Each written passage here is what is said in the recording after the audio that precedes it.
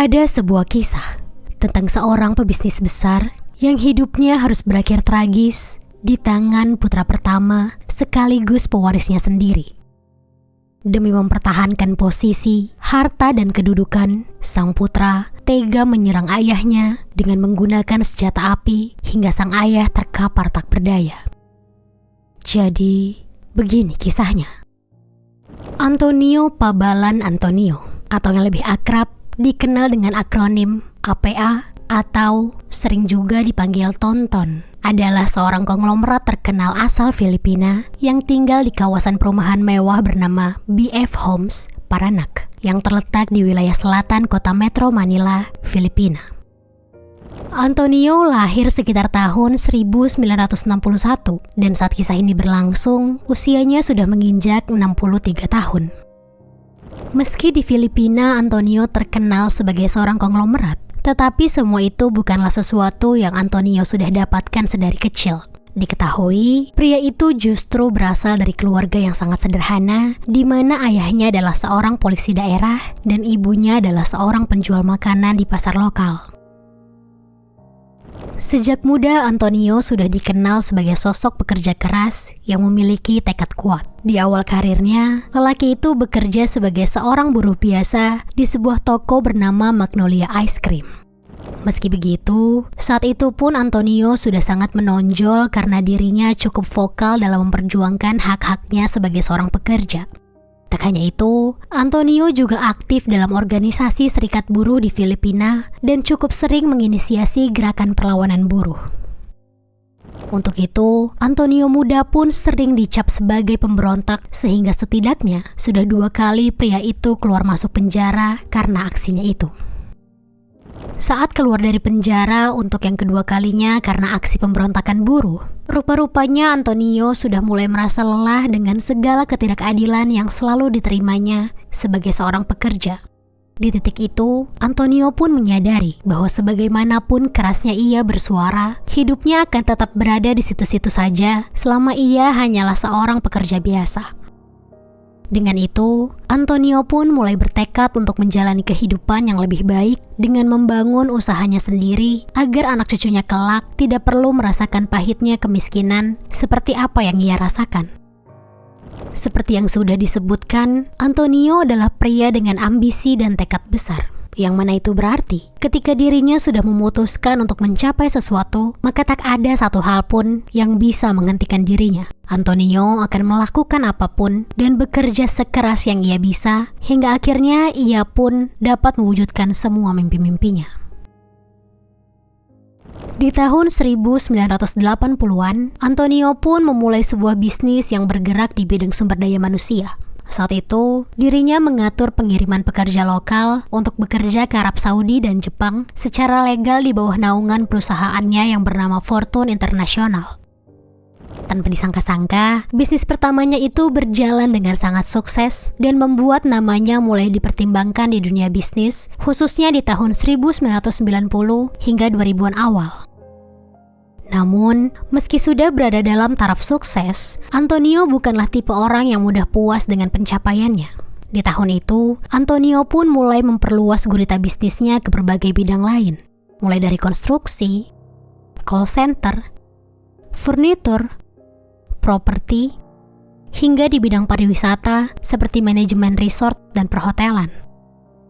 Hebatnya lagi, rupanya Antonio sangatlah berbakat di bidang bisnisnya. Pada saat itu, semua usaha yang ia coba bangun, entah bagaimana caranya dapat dengan cepat berkembang dan mencapai titik kesuksesan. Beberapa kali lelaki itu memang pernah gagal dan mengalami kerugian. Namun, hal itu bisa langsung segera ia tangani dengan baik, sehingga masalah apapun yang menerjang bisnis-bisnisnya tidak pernah ada yang menumpuk berlarut-larut dan menjadi racun. Dengan begitu, dengan cepat, hidup Antonio pun dapat dikatakan telah benar-benar berubah sepenuhnya. Tujuannya tercapai. Antonio P. Antonio tidak lagi dikenal orang sebagai seorang buruh pemberontak. Kini, pria itu adalah seorang pengusaha sukses yang kekayaannya telah tersebar di mana-mana. Selain menjadi seorang pebisnis sukses, di komplek tempatnya tinggal yakni BF Homes Paranak, Antonio bahkan menjabat sebagai pemimpin wilayah sekaligus tokoh masyarakat selama kurang lebih 3 periode lamanya. Di sana, ia memimpin sekitar kurang lebih 60.000 pemilik rumah. Di luar kekayaan dan kedudukan yang telah dicapainya, karakter Antonio yang kuat dan karismatik telah berhasil membuat siapapun menjadi segan dan hormat kepada Antonio dan seluruh anggota keluarganya. Bicara soal keluarga, Antonio sebenarnya memiliki keluarga besar yang sangat kompleks. Sejak usianya 17 tahun, Antonio sebenarnya telah membangun keluarganya sendiri dengan menikahi seorang gadis bernama Lourdes Bermejo yang usianya lebih tua 5 tahun dari dirinya. Dari pernikahannya dengan Lourdes itu, Antonio pun kemudian dianugerahi oleh 3 orang putra yang terdiri dari Nelson sebagai putra sulung, Aldrin putra kedua, dan Carl sebagai putra ketiga. Setelahnya tidak lagi diketahui bagaimana pergolakan rumah tangga maupun kisah asmara Antonio. Tapi yang jelas, di sepanjang perjalanan hidupnya, Antonio pun kemudian menikahi beberapa wanita lain selain Lourdes, sehingga memiliki setidaknya 5 keluarga berbeda dengan total 11 buah hati. Meskipun begitu, keluarga Antonio bisa dikatakan cukup harmonis karena Antonio merupakan sosok ayah yang dekat dengan semua buah hatinya. Semua putra dan putrinya senantiasa Antonio limpahi dengan banyak cinta dan ia mentori langsung tentang bagaimana menjalani kehidupan dan bagaimana menjadi orang yang sukses dalam berbisnis. Tak ada satupun dari mereka yang Antonio beda-bedakan. Meski begitu, Antonio selalu memberikan perhatian khususnya kepada putra laki-laki pertamanya, yakni Nelson. Hal itu Antonio lakukan untuk menyiapkan Nelson sebaik mungkin agar kelak lelaki itu layak menjadi pewaris utamanya. Sayang, Nelson tumbuh dengan tidak bisa memenuhi ekspektasi sang ayah. Semenjak ayahnya sukses, lelaki itu selalu hidup sesuka hatinya dan tidak pernah mau mengikuti aturan rumah. Pendidikan pun dilakukannya setengah hati. Seperti sewaktu kuliah, Nelson bahkan dikeluarkan oleh kampusnya karena terlalu sering membolos dan nilainya tidak ada yang memenuhi standar. Walau begitu, Nelson tetap percaya diri. Ia yakin bahwa apapun yang terjadi dan apapun yang ia lakukan, dirinya sudah pasti akan menjadi pewaris utama di keluarganya. Kepercayaan diri itu sendiri tumbuh karena sedari kecil Nelson sudah menyadari bahwa bimbingan ayahnya kepadanya sangatlah berbeda dengan kepada saudara-saudaranya.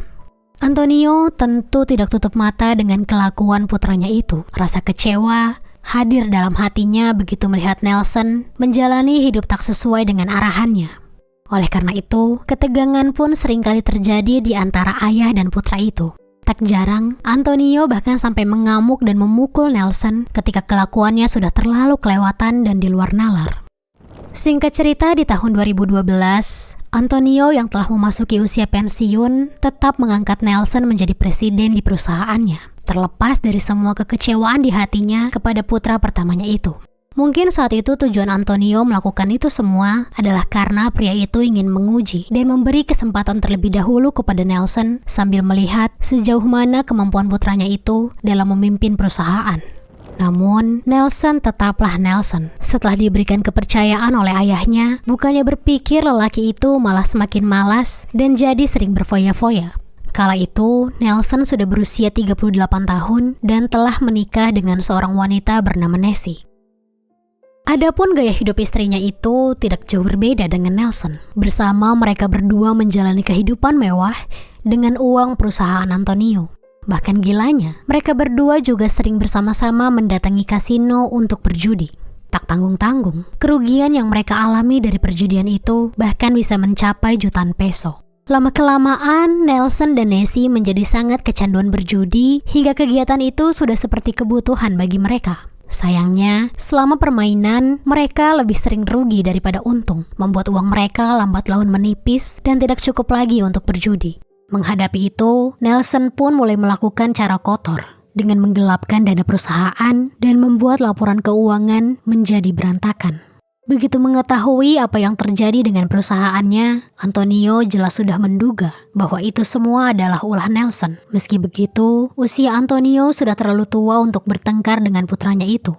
Sehingga akhirnya, semua hal itu hanya bisa dipikirkan pria itu sendiri sampai-sampai kondisi kesehatannya memburuk. Sementara itu, Nelson justru berulah lebih parah lagi. Kali ini, bukan hanya mencuri uang perusahaan, pria itu juga telah berani mencuri uang dan perhiasan di rumah keluarganya sendiri. Mulanya tak ada yang menduga bahwa itu semua adalah ulah Nelson. Sehingga saudara-saudaranya saling bertengkar satu sama lain karena kehilangan yang rutin terjadi di rumah itu. Tetapi, suatu waktu terbongkar juga semua ulah lelaki itu di mata keluarganya. Saat itu suatu keluarga bingung menghadapi tingkah Nelson yang semakin hari semakin menjadi. Namun, kala itu salah satu saudara kandung Nelson dengan berani memperingatkan kakaknya melalui sambungan telepon bahwa jika Nelson melakukan hal semacam itu lagi, maka dirinya tak akan segan-segan melaporkan kelakuannya itu kepada ayah mereka agar Nelson disingkirkan dari daftar pewaris.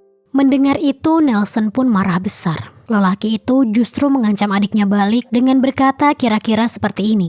Berani ya kamu ngancam kakak sekarang? Aku ini pewaris utama. Ada juga kamu yang harusnya hati-hati karena kalau nanti udah tiba waktunya pembagian warisan, kalian semua gak akan ada yang aku bagi. Begitu ucapnya. Meski terlihat garang ketika menghadapi adiknya, diam-diam Nelson takut juga jika benar ayahnya mengubah keputusan pembagian warisan atau bahkan yang terburuk mencoret namanya dari daftar ahli waris. Nelson sebenarnya menyadari bahwa dirinya tidak pernah memenuhi standar ayahnya untuk menjadi pemimpin perusahaan, mengingat semua hal yang telah dilakukannya selama ini. Apalagi jauh sebelum adiknya menegurnya, ayahnya sendiri sebenarnya sudah terlebih dahulu memperingatkan lelaki itu dengan ancaman serupa lewat sambungan telepon. Ketakutan itu pun semakin hari semakin mendalam dan tertinggal di kepala Nelson. Lelaki itu pun mulai merencanakan sesuatu yang sangat jahat. Demi melindungi kedudukannya sebagai pewaris utama, Nelson berencana menghabisi nyawa ayahnya sendiri. Tengah malam pada tanggal 9 September 2013, seorang pria bersenjata datang mengendap-endap ke rumah Antonio dan mencoba merangsak masuk ke kamar lelaki itu untuk mengeksekusinya. Untungnya, saat itu di kamarnya Antonio belum tidur. Sehingga begitu merasa di luar ada seseorang yang mencoba mendobrak pintu kamarnya. Dengan sigap Antonio pun langsung mempersenjatai dirinya dengan senjata api. Dan begitu kamar berhasil terbuka, Antonio pun langsung melepaskan timah panas terlebih dahulu untuk mengancam sang penyerang. Kaget karena ternyata di dalam sana Antonio membawa senjata yang lebih besar. Pria bertopeng itu pun langsung mundur dengan terpontang-panting dan tidak sempat tertangkap oleh penjaga karena langsung melarikan diri dengan sebuah mobil. Setelah mendapatkan penyerangan itu, Antonio pun langsung menghubungi polisi serta menghubungi putra-putrinya yang lain agar lebih berhati-hati dan melindungi cucu-cucunya lebih ketat lagi. Sebagai pengusaha, ancaman semacam itu memang sudah beberapa kali ia hadapi selama hidupnya. Sehingga pada saat itu, Antonio pun tidak menaruh curiga sama sekali kepada keluarganya. Keesokan harinya, seluruh keluarga pun berkumpul di rumah Antonio untuk berdiskusi dan melakukan pengecekan CCTV mengenai penyerangan tadi malam. Dan saat itu, hanya Nelson dan Nessie lah yang tidak datang berkunjung. Ketika keluarga Antonio bersama-sama mengecek CCTV, anehnya mereka merasa perawakan lelaki bertopeng itu mirip seperti Nelson. Curigaan mereka itu pun kemudian semakin kuat setelah terlihat dari gerak-geriknya, orang bertopeng itu tampak seperti sudah sangat memahami letak posisi rumah. Sebagai seorang ayah yang sudah tahu benar bagaimana postur dan cara berjalan Nelson, sebenarnya Antonio pun setuju dengan kecurigaan anggota keluarganya yang lain. Apalagi di hari itu, hanya Nelson saja yang absen dari pertemuan itu. Namun, meski begitu, Antonio tetap berusaha menutupi kecurigaan putra-putrinya yang lain kepada Nelson dengan meyakinkan mereka bahwa Nelson tidak mungkin melakukan hal itu. Walaupun begitu, rasa kecewa dan sakit hati tak dapat hilang dari hati Antonio. Untuk itu, di hari itu juga, diam-diam Antonio menghubungi Nelson untuk mengatakan dengan tegas bahwa dirinya akan mengubah dokumen pembagian warisan dan lelaki itu tidak akan lagi menjadi pewaris utama. Mendengar itu, rasa marah, depresi, dan frustasi pun bergejolak di dada Nelson tanpa bisa ia kontrol. Keesokan harinya, tepatnya pada tanggal 11 September 2013, Antonio harusnya pergi ke kota Makati untuk suatu urusan. Namun, entah karena apa pria itu malah kembali ke rumah dan tidak jadi melanjutkan perjalanannya. Di hari yang sama, Nelson pun datang ke rumah ayahnya di BF Homes Paranak untuk menyalurkan amarahnya yang menggebu-gebu. Senjata api sudah ia siapkan dan ia sembunyikan di balik bajunya. Sampai di rumah ayahnya, Nelson langsung berjalan cepat menuju ruang kantor Antonio dan sempat berjalan bolak-balik di depan pintunya, entah karena apa. Melihat Nelson di depan pintu ruangan sedang tampak marah, alarm bahaya pun seketika berbunyi di kepala Antonio. Pria itu sempat mencoba kabur dari pintu lainnya, tapi Nelson yang melihat itu langsung mengejar ayahnya dan membidik Antonio dengan senjata api yang dibawanya. Bidikan Nelson mengarah tepat ke jantung Antonio, membuat pria tua itu seketika limbung dan cairan merah pun langsung mengalir dari tubuhnya. Melihat Antonio terjatuh, Nelson pun langsung menghampiri ayahnya itu dan kemudian dengan tega mengeksekusinya lagi dengan beberapa bidikan hingga setidaknya 6 timah panas pun bersarang di tubuh Antonio. Mirisnya, senjata api yang Nelson gunakan untuk mengeksekusi ayahnya itu adalah salah satu hadiah yang pernah diberikan Antonio kepada dirinya. Setelah selesai mengeksekusi sang ayah, Nelson pun berjalan keluar rumah, melemparkan senjata apinya di halaman depan dan melenggang dari sana dengan santai. Ketika pengeksekusian terjadi, Vladimir, salah satu putra Antonio yang berbeda ibu dengan Nelson, sebenarnya telah mendengar samar-samar suara ledakan dari arah kantor Antonio. Awalnya, Vladimir mengira dirinya hanya salah dengar saja. Tetapi, ketika suara itu terdengar berkali-kali, Vladimir pun langsung bergegas menuju sumber suara untuk mengecek apa yang sedang terjadi. Naas, kejadian itu berlangsung dengan sangat cepat sehingga ketika Vladimir sampai, ia hanya menemukan ayahnya yang sudah bersimbah cairan merah, sementara Nelson sudah pergi dari sana. Vladimir yang panik melihat ayahnya tergeletak begitu saja dengan bersimbah darah, langsung mengecek napas Antonio. Dan begitu menyadari bahwa ayahnya masih hidup, Vladimir pun langsung berteriak memanggil sopir dan mengangkat tubuh Antonio ke mobil untuk membawa ayahnya itu ke rumah sakit. Di dalam mobil, sambil terbata-bata Antonio sempat berbisik kepada Vladimir bahwa yang mengeksekusinya adalah Nelson. Mendengar itu, Vladimir pun merasa sangat marah. Tapi saat itu, fokus lelaki itu satu-satunya hanyalah keselamatan sang ayah. Namun sayang, tepat begitu mereka sampai di rumah sakit Asia di Alabang, Antonio menghembuskan napas terakhirnya di pelukan Vladimir. Sementara itu, setelah mengeksekusi ayahnya, Nelson datang ke kantor polisi nasional Filipina untuk menyerahkan diri. Meski begitu, kasus ini tidak langsung selesai begitu saja karena ada begitu banyak pergolakan yang terjadi mengiringinya. Mulai dari petugas polisi yang kebingungan terkait jurisdiksi karena kediaman Antonio berada di perbatasan kota Paranak dan Las Pinas, hingga Nelson yang dibebaskan begitu saja oleh jaksa Las Pinas pada tanggal 27 September 2013 dengan alasan karena kebingungan jurisdiksi terkait.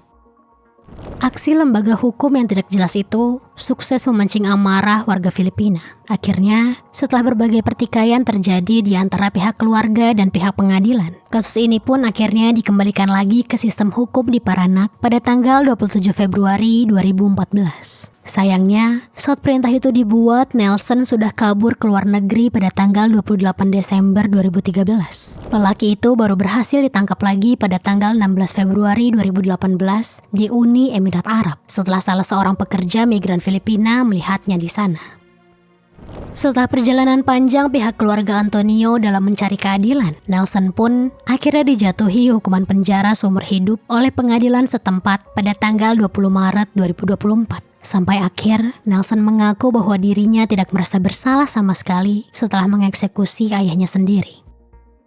Kehilangan sosok ayah yang penuh cinta seperti Antonio berhasil menciptakan luka yang mungkin tidak akan pernah sembuh di hati keluarganya. Meski begitu, kehidupan masih harus terus berjalan. Mereka pun berusaha untuk berdamai dengan tidak lagi mengurus masalah warisan dan memutuskan untuk mengurus perusahaan ayahnya bersama-sama saja, mengingat segala tragedi yang terjadi berakar dari harta warisan itu. Dan untuk mengenang sosok Antonio, setiap tahunnya mereka akan bertemu di tempat di mana Antonio dimakamkan, yakni di Everest Hills Memorial Park yang terletak di Tunasan, Kota Muntinlupa, Filipina. Selain dikenang oleh keluarganya, di Jepang, sosok Antonio juga dikenang oleh rekan bisnisnya. Di sana, bahkan terdapat gaijin atau batu nisan atas namanya yang diletakkan oleh salah seorang rekan bisnisnya di sebuah pemakaman di Odawara.